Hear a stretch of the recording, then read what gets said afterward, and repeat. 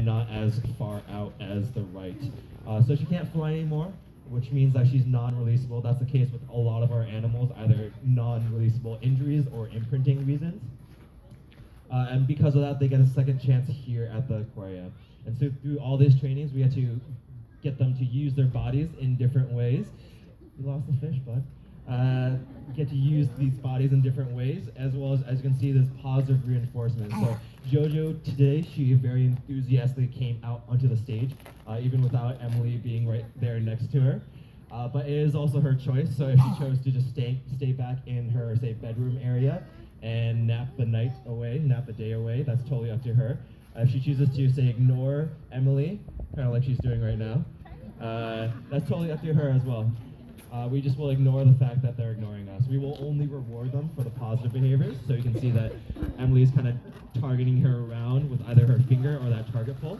And then you can hear Emily say good, and then because of that, Jojo should know that she's going to get a fish as her positive reward.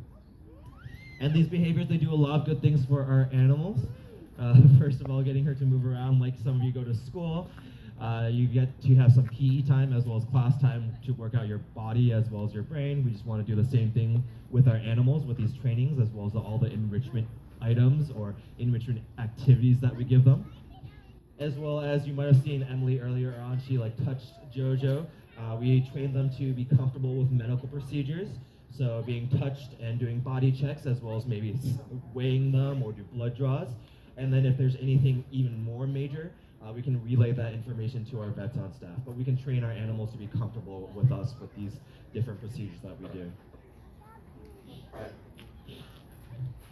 They're also a really unique story to talk about because back in the 70s they were endangered because of, say, DDT and overfishing.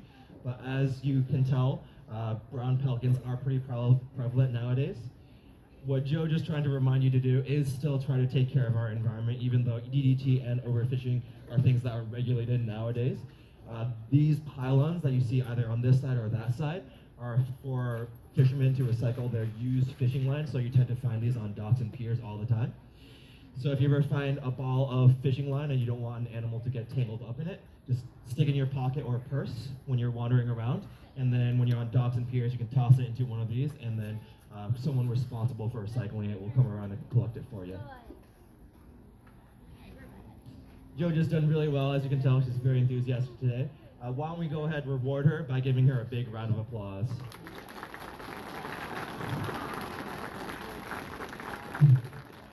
And then, like I said, it's Jojo's choice to leave the stage at any point. It's also her choice to, say, remind you to recycle.